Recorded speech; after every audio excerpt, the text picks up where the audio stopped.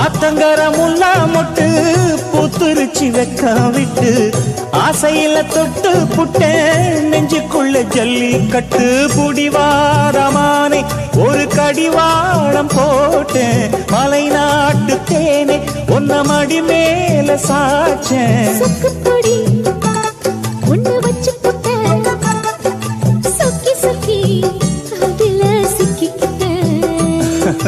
கிச்சிலி சம்பா குத்தி எடுத்து மொச்ச குழம்பும் வச்சு எடுத்து ஆமாடி அதுக்காகத்தான்